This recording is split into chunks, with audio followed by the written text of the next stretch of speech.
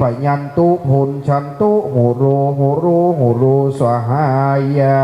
โอมจันตะปุพธิสาภเคทิเตสหปริวกรสัพโพอาทายะอิมังอาสนังอิมังผลีกัมมังติทันตุเอโวจัมตะขณะเสตาอภรณะโภชนังพุนชันตุจุงเฮเจ้าเสือเจ้าพาเจ้าจตาภูวิสิทธิ์ศีลาภรหลวงพ่ออุปาสก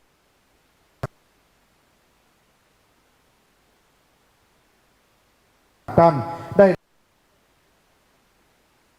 ผู้ข้าขออาราสะเดาะข้อออกจากตนตัวแห่งผู้เป็นเจ้าเสือเจ้าพาเจ้าจตาเจ้าเครื่อง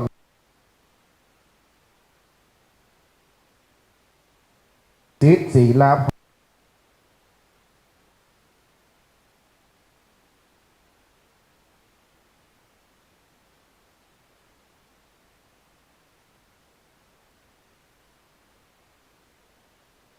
ปะปะกะโหนโตโตปินากันตังปุ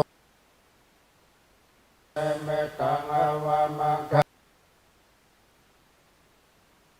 ลังใจโยจัมโตปินากันตังนัมมานุอังกาลังใจโยจัมโตปินากันตังสังฆานุเมตังอวามังจโยจามานาวินากันตังพุทธานุภาเวนะวินาสเมโตยันโดนโตโตปินากันตังนัมมานุภาเวตาวินาสเมโตยันโดนโตโตปินากันตังจโยจามานาปุตตะปุนาสเมโตยันโดนโตโตปินากันตังสังฆานุภาเวนะวินาสเมโตยันโตปินาอวามังคานุภาโยจามานาปุตตะปุนาสเมโตยันโตอวามังคาลังจโยจามานาปุตตะปุนาวินาสเมโตยันโตปินาอวามังคาลังจโยจามานาปุตตะปุนาสเมโตปะปะกะโหนโตโตปินากันตังนัมมานุภาเวนะวินาสเมโตยันโตนามิตังอวามังนุภาเวนะวินาสเมโตยันโตนิมิตังอวามังคาลังจโยจามานาปุตตะปุนาอวามังคาลังจโยจามานาปุตตะปุนานุภาเวนะวินาสมิตากันตังปุนานุภาเวนะวินาส การนำของปหลวงสมพงษ์คุณโยมพนรักษ์และคณะผู้ที่เกิดวันอังคารจุดเทียนที่จ่อสีชมพูตั้งจิตอธิษฐานวันอังคารในทิศตะวันออกอธิษฐานวันอังคารการนำของปหลวงสมพงษ์คุณโยมพนรักษ์ การตนมีรัศมีอันแดงประแปดเรือเรืองงามจันทร์ สีชมพู อยู่ในเมือง ตั้งจิตอธิษฐาน สีจุงเสด็จลีลาขึ้นขี่ไก่ซอนราช ในจุดเทีย สี น สิงโตตัวแดง เป็นดั่งแสงไฟโดยน้ำครังจุงมารับเอายังเครื่องขีญาผู้จะสักการเขานะ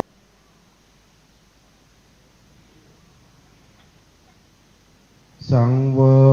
ยดูกะลาพระอังการตนมีรัศมีอันแดงประแปดเรือเรืองงามตั้งอยู่ในเมือง ชื่อว่าปรณสีจุ่งเสด็จลีลาขึ้นขี่ไก่ซอนราชสีสิงโตตัวแดงเป็นดั่งแสงไฟโดยน้ำครังจุ่มมารับเอายังเครื่องขีญาปูจาสักการเข้าน้ำโปจนาอาหารแกงส้มแกงหวานในสันทานที่นี้ในร่มเงาฉายาอันนี้ในปีเดือนวันยามและในอาสนาอันนี้ขอจุงเจ้าบานเจ้าเฮือมเจ้าเสือเจ้าพาเจ้าจตาเจ้าเครื่องขีญาปู่จาสักการผู้มีชื่อว่าหลวงพ่อตั้นพระครูวิสิทธิ์ศรีลาภรณ์หลวงพ่อประเสริฐวิสุทธาจโรและคณะสัตยาผู้คาตั้งหลายนี้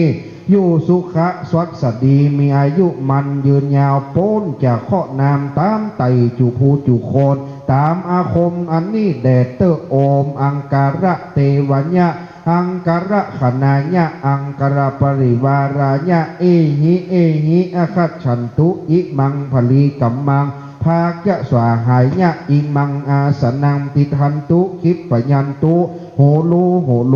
ลูสวาหายะอมอังการะอาขณายะทิเตสหปริวาเรหิสัตถิงเอหิอคัจฉันตุนาครสะโภจนังปริพุนชันตุอาทัญญะอิมังอาสนังอิมังพลีกัมมังติทันตุคิปปยันตุโหโลสวาหายะโยโสอังกรเตโวมหิทธิโกมหานุภาโวเอหิอคัจฉัมตุคิปปยันตุตัมภวันโนตัมภวัตโหอภรณะปูสิโตอังการะเตวะขณายะอังการปริวารายะเอหิอคัจฉัมตุปริโภชนังปริพุนชันตุโหโลสวาหายะขอจุงเจ้าบานเจ้าเฮือนเจ้าเสือเจ้าพาเจ้าจตาเจ้าเครื่องขีญาปู่จาสักการผู้มีชื่อว่าหลวงพ่อตั้นพระโควิสิทธิ์ศรีลาภรณ์หลวงพ่อประเสริฐวิสุทธาจโรและคณะสัตยาผู้ข้าตั้งหลายนี้อยู่สุขะสวัสดีมีโจกใจลาภสักการพ้นจากข้อนามตามไต่ตังมวลเป็นเหมือนดังเจ้ากูได้เถิงโสดาบันในเมืองปรณสีวันนั่นแดดเตอะบัดนี้ผู้แค่ขออาราธนาพระสังฆเจ้าจุงสวดสะเดาะเคราะห์ออกจากตนตัวผู้เป็นเจ้าเสือเจ้าพาเจ้าจตาเจ้าเครื่องขีญาปู่จาสักการตามกำลังพระอังการอันเป็นป่าประเคาะบัดนี้แดดเตอยะสนุภาวะโตยะกาเนวาตาสินติเบสานังยามิเทวาโนโยนกันโตระตินติวามาดันติโตโสกังโสปันติโสโตจาปะปังกินจินาปัสสะเทวามาเตโกโนเปตัมปาริตันตัมมานามาเหยะสนุภาวะโตยะกาเนวาตาสินติเบสานังยามิเทวาโนโยนกันโตระตินติวามาดันติโตโสกังโสปันติโสโตจาปะปังกินจินาปัสสะเทวามาเตโกโนเปตัมปาริปันตังพนามาเหยะสานุภาวะโตยะกาเนวาตาสินติเปตานังยามิเทวาโนโยนจันโตระตินติวามาดันติโตโสกังโสปัติโสโตจาปะปังกินจินาปัสสะเทวามาเตโกโนเปตัมปาริปันตังพนามาเหต่อไปวันพุธกลางวันเป็นวันคล้ายวันเกิดหลวงพ่อท่านพระครูวิสิทธิ์ศรีลาภรณ์ลูกหลานกราบรัตนาหลวงพ่อจุดเทียนในวันพุธศรัทธาที่เกิดร่วมวันเดียวกันคือวันพุธกลางวันนะครับร่วมกันประคองหลวงพ่อประคองเทียนชนวนจุดเทียนตามกำลังวันพุธหลวงพ่อเกิดวันพุธพระพุทธรูปปางอุ้มบาทมีพระพุทธเทวบุตรเป็นเทวดาประจำตัวประจำวันดังนั้นผู้ที่เกิดวันพุธก็จึงมีกำลังสีเขียวเป็นดาวพุธนะครับเป็นดาวนพเคราะห์ในวันลำดับที่4เรียกว่าวันพุธครูบาอาจารย์คณะสงฆ์ศรัทธาที่เกิดวันพุธพอใจมดวันพุธนี่มีไม่ยิงสักคนก็ได้วันพัดเตรียมตัวด้วยวันพัดหลายนะครับยาวแถวหน้าพระเจ้าเลยพระเมตตาตั้งจิตอธิษฐานปูจาตามกำลังวันพุธเป็นสิริมังคลมงคลแล้วผ้าสังฆติเอาไว้ที่ปืนสตวงแล้วจะได้ส่งเคราะห์วันพุธถวายได้หลวงพ่อสืบไป เตวะเตดูกราพระพุทธเทวบุตรตนมีรัศมีใสส่องข่าวเปล่าปริสุทธิ์องค์อาจเจ้าโกอยู่ในเมืองอุตรนครตั้นจุงเสด็จลีลาขึ้นขี่สุนัขะตัวข่าวเปล่าปริสุทธิ์จุงมาหับเอายังเครื่องขี่ยาปูจาปันนาการเขาน้ำโภชนะอาหารมวลฝูงนี้ในสันทานตินี้ในโรมเงาชายาในปีเดือนวันยามในอาสนาอันนี้ตามอาคมอันนี้แดดเตอโอมพุทธเทวญะพุทธคณาญาพุทธปริวารามญะเอหิอาคัจฉันตุ